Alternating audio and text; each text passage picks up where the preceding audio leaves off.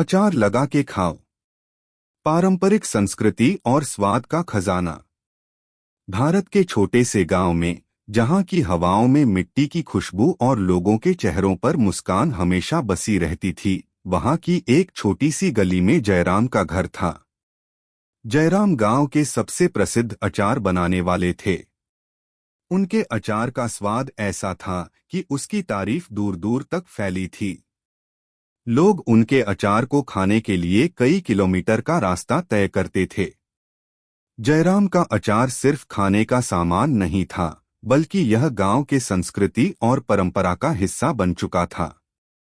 अचार के मसाले, उसके बनने की विधि और सबसे बढ़कर उसकी विशेषता, अचार लगा के खाना, यह सब एक कहानी का हिस्सा था। अगर आप अपनी माँ से प्यार करते हो और उनको हमेशा खुश देखना चाहते हो तो चैनल को सब्सक्राइब करो, लाइक करो, जय माता दी कमेंट करो। बहुत ही जल्द आपको खुशखबरी मिलेगी। प्लीज वीडियो को लास्ट तक जरूर देखें। अब आगे सुने। जयराम की पत्नी सुमित्रा देवी हमेशा कहती, अचार लगा के खाओ, जीवन में हर स्वाद को महसूस करो। उनकी बातों में एक गहरी सीख थी, जो सिर्फ खाने तक सीमित नहीं थी, बल्कि जीवन की दृष्टि पर भी लागू होती थी। जयराम की अचार की दुकान। सर्दी हो या गर्मी, जयराम की दुकान हमेशा सजी रहती थी। कांच के जारों में अचार भरा रहता था और वह हर सुबह अपने छोटे से गांव के बाजार में एक नई कड़ी लगाते। जयराम का अचार बनाने का तरीका थोड़ा अलग था। वह पुराने समय के तरीके से मसाले को हाथों से पीसते थे और कड़ी धूप में अचार को जमा देते थे। उनके अचार का सबसे खास पहलू था, उसमें कोई भी रासायनिक पदार्थ नहीं था। सब कुछ प्राकृतिक था। कच्चे आम, नींबू, मिर्च, अदरक, लहसुन और अन्य मसाले, ये सब उनके अचार का मुख्य हिस्सा थे। इन अचारों को घर के बड़े बूढ़े लोग और बच्चे समान रूप से पसंद करते थे। हर किसी के दिल में उनका अचार एक खास जगह रखता था। अचार से जीवन में रंग आता है। जयराम अक्सर कहा करते थे, यह सिर्फ एक खाना नहीं, एक अनुभव है। सुमित्रा देवी की यादें। सुमित्रा देवी जयराम की सबसे बड़ी सहायक थीं। उन्होंने बचपन में अपनी माँ से सीखा था कि अचार कैसे बनाते हैं और वे जयराम के साथ उन अचारों को बनाने में पूरी तरह से मदद करती थीं। वह हमेशा कहती, अचार को समय चाहिए, प्यार चाहिए और जरा सा धैर्य। बिना इन तीनों के अचार का स्वाद कभी नहीं आता। जब सुमित्रा देवी से पूछा गया कि जयराम के अचार का राज क्या है, तो उन्होंने मुस्कुराते हुए कहा, अचार को प्यार से बनाना होता है। जैसे प्यार में इंतजार होता है, वैसे ही अचार को भी इंतजार चाहिए। इसे वक्त देना चाहिए, फिर देखो कितना स्वाद बढ़ जाता है। सुमित्रा देवी का यह वाक्य गांव में अक्सर सुनने को मिलता था। उन्होंने खुद अचार बनाने के कई प्रयोग किए थे, लेकिन हमेशा यही पाया कि अगर अचार को धैर्य से तैयार किया जाए तो वह सबसे स्वादिष्ट बनता था। चरण और अचार की अहमियत। गांव में जयराम का एक दोस्त था जिसका नाम था चरण। वह शहर में रहता था और अपनी नौकरी में बहुत व्यस्त रहता था, मगर हर साल गर्मी की छुट्टियों में वह गांव जरूर आता। और हर बार जैसे ही वह जयराम के पास आता, वह कहता, जयराम भाई, अचार लगा के खाओ।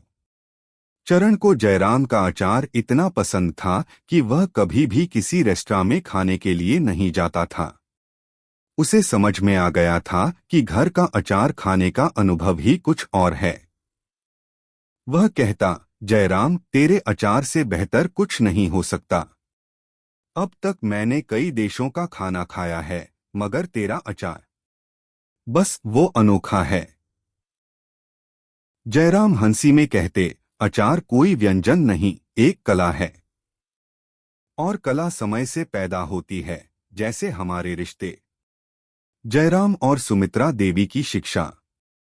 चरण के आने पर सुमित्रा देवी हमेशा उसे अपनी विधि से अचार बनाने की प्रक्रिया बताती। उन्होंने उसे सिखाया कि किसी भी चीज को बनाने के पहले उसे समझना जरूरी होता है। अचार सिर्फ मसालों का मेल नहीं होता, यह एक धैर्य और सम्मान का फल होता है। जब तुम अचार बना रहे होते हो तो तुम्हें यह याद रखना चाहिए कि हर चीज को अपना समय और स्थान चाहिए। चरण ने धीरे धीरे अचार बनाने की कला को समझ लिया। वह सुमित्रा देवी से पूछा, क्या अचार की यही प्रक्रिया जीवन में भी लागू होती है? सुमित्रा देवी ने हंसी के साथ उत्तर दिया, बिल्कुल। जीवन में भी धैर्य और समय चाहिए। और जब तुम सही समय पर सही काम करते हो तो जीवन का स्वाद भी उतना ही अच्छा होता है जैसे अचार का। अचार और रिश्ते। गांव में एक बार सुमित्रा देवी ने और जयराम ने मिलकर एक बड़ा उत्सव आयोजित किया। यह उत्सव विशेष रूप से अचार के स्वाद और उसकी परंपरा को मनाने के लिए था।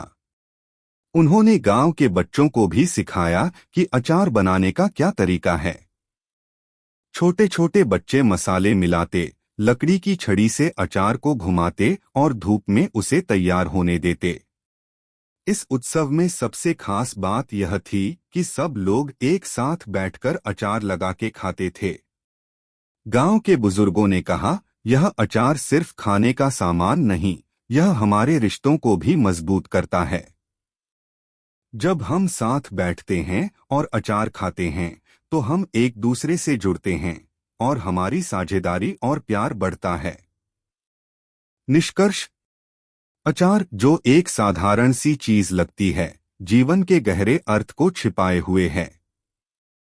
जयराम और सुमित्रा देवी की जिंदगी में यह अचार सिर्फ एक खाद्य पदार्थ नहीं था, बल्कि यह उनके रिश्ते, परिवार और गांव की संस्कृति का हिस्सा बन चुका था। अचार लगा के खाओ का मतलब सिर्फ यह नहीं था कि खाना स्वादिष्ट होता है, बल्कि इसका अर्थ था कि जीवन में हर चीज का अपना समय और महत्व होता है। अगर हम इस धैर्य और समय को समझें तो जीवन का हर स्वाद, हर अनुभव सबसे अधिक मीठा और सुंदर होगा।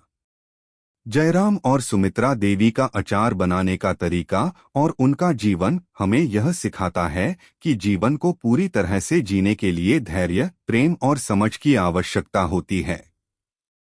और जब इन सबका संगम होता है तब जीवन वाकई स्वादिष्ट बन जाता है, जैसे उनका अचार। यह कहानी जीवन में पारंपरिक और संस्कृति के महत्व को दर्शाती है और साथ ही यह हमें जीवन की सही समझ देने का प्रयास करती है, जैसे अचार का हर प्रक्रिया में धैर्य और प्रेम से भरपूर होना चाहिए। कैसी लगी आपको कहानी? प्लीज कमेंट करो, लाइक करो, सब्सक्राइब करो। धन्यवाद।